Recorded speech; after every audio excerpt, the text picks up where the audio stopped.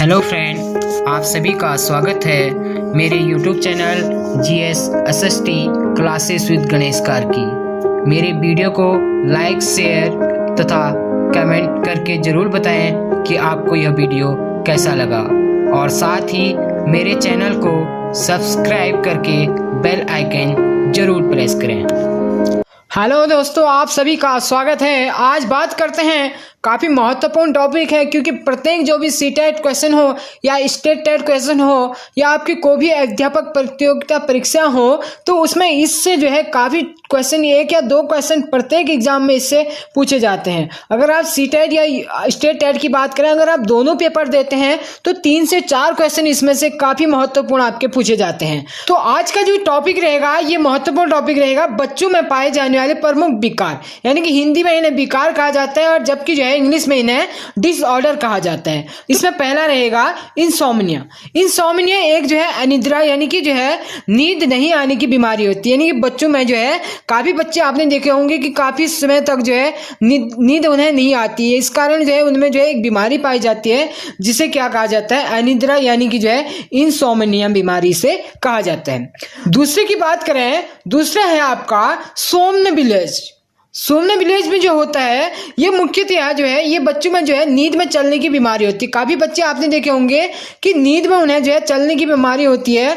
वो बीमारी जो है कंटिन्यू, कभी तो ये होता है कि समाप्त हो जाती है बचपन में ही, लेकिन कई कई बार ये होता है कि कई व्यक्ति में आपने देखा होगा कि ये बीमारी जो है कंटिन्यू उनके जो है लाइफ टाइम भी ये चलती रहती है। और तीसरी बीमारी जो बात करें ये है डिसलेक्सिया। काफ़ी बार ये महत्वपूर्ण है, ये काफ़ी पूछा जाता है। डिसलेक्सिया ये जो बीमारी होती है पठन संबंधी विकार की बीमारी होती है और इसमें जो है बच्चों को अक्षरों को जो है पहचानने में, याद करने में और बोलने में परेशानी होती है। काफ़ी बार ये क्वेश्चन पूछा जाता है। कई बार ये होता है कि ये वर्ड जो होते हैं ये इंग्लिश में ही दिए रहते हैं, जिस कारण ये ऐसे हिंदी में भी दिए रहते हैं और इंग्लिश में भी दिए रहते हैं, तो आपको जो है दोनों वर्ड दिखने को यहाँ पे मिलते हैं इसमें। इसके बाद बात करते हैं अगले डिस्ग्राफिया। ये भी काफी महत्वपूर्ण है। डिस्ग्राफिया जो होती है ये जो है लिखने से संबंधित विकार है और लिखने संबंधित विकार में जो है इसमें लिखने के साथ साथ जो है स्पेलिंग खराब होती है और दूर दूर अक्षरों को लिखने का विकार पाया जाता है, यानी कि बच्चा जो है इसमें सही से जो है लिख नहीं पाता है और शब्दों को जो है सही से जो है स्पेलिंग जो उसकी होती है वो सही से उनको जो है बना नहीं पाता है, जिस कारण कौन सी बीमारी इसे कहा जाता है, इसे जो है डिस्ग्राफिया बीमारी कहा जाता है।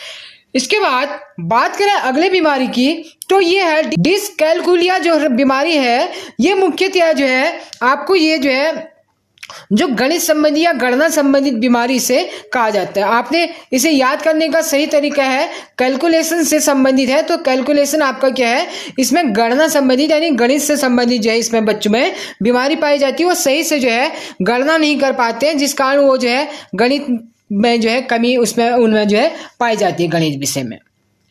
इसके बाद अगली जो बीमारी है ये है डिस्प्रैक्सिया। डिस्प्रैक्सिया जो है इसमें बच्चा पढ़ भी नहीं पाता है और फिर लिख भी नहीं सकता है और उसके बाद ही जो बोल भी नहीं पाते, यानी कि तीनों बीमारियों का इसमें जो है क्या पाया जाता है, कॉम्बिनेशन जो है इसमें पाया जाता है, जिस कारण वो तीनों विषयों को यानी कि जो है पढ़ने, लिखने और बोलने में जो है अपना संयोजन नहीं कर पाता है सही तरीके से।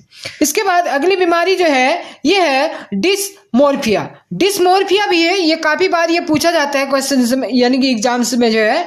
डिस्मोर्फिया एक बीमारी है जो आंखों से संबंधित होती है, जिसमें जो है यानी कि उसको जो है आकार में फर्क करना नहीं हो पाता, यानी कि जो है जब बच्चा देखता है तो वो शब्दों के आकार में या वस्तुओं के आकार में जो है उसमें परिवर्तन यानी कि उनमें फर्क करने में, उनमें डिफरेंट करने में उनको जो है काफ़ी समस्याएं आती हैं, जिस कारण जो है इसे कौन सी बीमारी कहा जाता है, डिस्मोर्फिया बीमारी से कहा जाता है। ठीक है।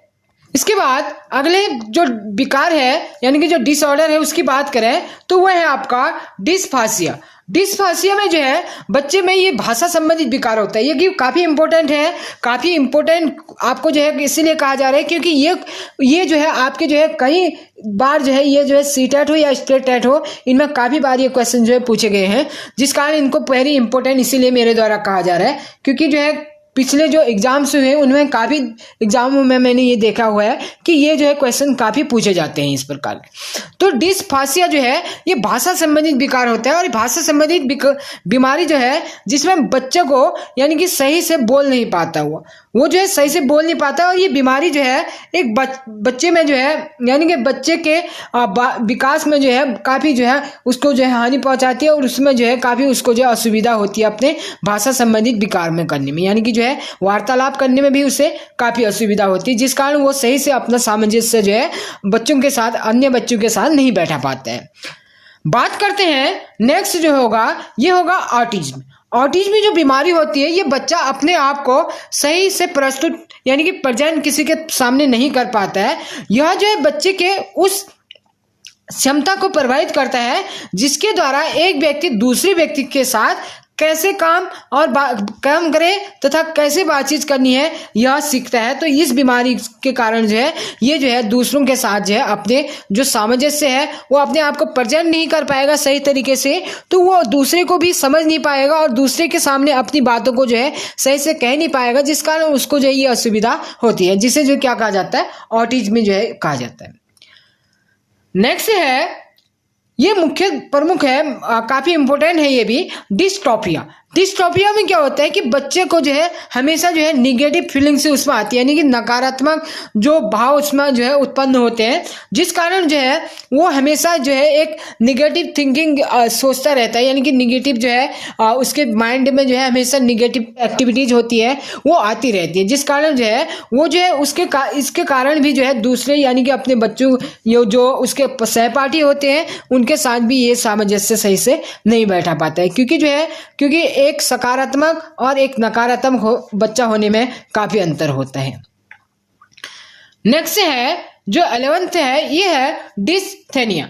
ठीक है, ये जो डिस्थेनिया जो बीमारी है ये बच्चों में बहुत ही हल्का स्तर का डिप्रेशन होता है, यानी कि उनके जो है एक डिप्रेशन टाइप में जो बच्चे में काफी पाया जाता है, तो उस प्रकार का जो डिप्रेशन कहलाता है वो कौन सी विकार कहलाता है, ये डिसऑर्डर कहलाता है, डिस्थेनिया जो है। बच्चों में आपने काफी देखा होगा कि छोटी छोटी बातों में जो है बच्चे काफी डिप्रेशन में कभी कभी चले जाते हैं, तो छोटी छोटी जो डिप्रेशन से उनमें आती रहती है तो वही क्या कहलाती है, डिस्थेनिया कहलाती है। इसके बाद अगली जो बात करते हैं ये है यूटोपिया। यूटोपिया जो है इस बीमारी में जो है, जैसे कि आपने इससे पहले देखा था कि जो है जो डिस्टोपिया बीमारी थी, इसमें जो है बच्चे को क्या आती थी, ये यानी कि जो हमेशा एक जो है नकारात्मक जो है फीलिंग से इसमें आती थी, तो वही जो है जो यूटोपिया है इसमें जो है बच्चे को जो ये जो है विकार है इसमें बच्चे या बड़े व्यक्तियों को भी जो है इसमें क्या होती है, पॉजिटिव फीलिंग यानी कि सकारात्मक जो थिंकिंग होती है या विचार होते हैं वो जो है इसमें आते रहते हैं। तो एक सकारात्मक व्यक्ति होना और एक नकारात्मक व्यक्ति होना ये आप भली भांति जानते हैं, तो किस प्रकार उसको जो है अपने जीवन में जो है नकारात्मक व्यक्ति होने और सकारात्मक व्यक्ति होने में कितना अंतर और कितना उसको जो है सहयोग करता है उसके जीवन को बनाने में जो है। इसके बाद अगली बात करते हैं, तो इसका जो है जो अंतिम जो विकार है यानी कि जो डिसऑर्डर है अंतिम, ये है अमनेसिया। अमनेसिया जो है एक जो है भूलने की बीमारी, ये भी काफी महत्वपूर्ण है। इसमें भी जो है काफी बार जो है ये आपको जो है एग्जाम यानी कि स्टेट एग्जाम हो या सीटेट एग्जाम हो, काफी बार ये क्वेश्चन देखा गया है। तो इसमें क्या होता है कि इसमें जो है बच्चे को जो है एक प्रकार की भूलने की बीमारी हो जाती है। वो छोटी छोटी बातों को यानी कि प्रत्येक कभी कभी जो है एकदम से जो है छोटी छोटी बातों को जो है भूल जाता है, या जो है अगर आप उससे जो है अभी आपने कुछ बताया उससे तो कुछ समय बाद उससे पूछते हैं तो वो भूल जाता है उस चीज को। तो ये भूलने की जो बीमारी होती है तो इसे क्या कहा जाता है, अमनेसिया कहा जाता है। तो ये काफी इंपॉर्टेंट टॉपिक था, तो आप इसे जो है पूर्णतया जरूर देखें एक बार। ठीक है, इसी प्रकार जो है आप अपना सहयोग जो है बनाए रखें मेरे YouTube चैनल को, और मेरा प्रयास हमेशा यही रहेगा कि आपको एक अच्छा सा प्लेटफॉर्म में जो है अपनी तरफ से जितनी मेहनत है, आपको काफी मेहनत मैं करता हूं आपके लिए, तो अपना जो है एक प्लेटफॉर्म आपके लिए जो है हमेशा तैयार रखने की कोशिश करता हूं। ठीक है, तो अपना सहयोग जो है हमेशा इसी प्रकार बनाए रखें। धन्यवाद।